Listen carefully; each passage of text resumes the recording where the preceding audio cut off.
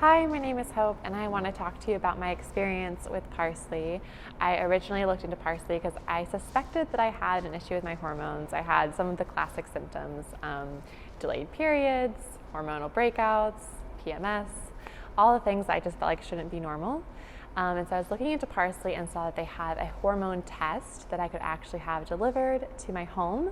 And I could do the test super easily and then have the results interpreted by a doctor at Parsley, which was amazing because I had done blood work before with my regular primary care doctor and was frustrated because my labs always came back as normal or in range. And so I felt like they didn't actually believe that there was something wrong. And when I did this hormone test with Parsley, it was really exciting because the test was so much more advanced and in depth that I was able to actually see what was going on, and they were able to identify the root of my symptoms.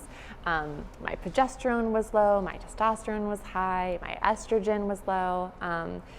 It was very interesting and exciting to see that there was actually something on paper that explained what was going on, and that I had a doctor that could give me a personalized health plan, actually personalized because it was based off of my test results, and tell me the lifestyle changes, the supplements, the nutrition, everything that I needed to do in order to get those levels in the place where they need to be. So thank you, Parsley.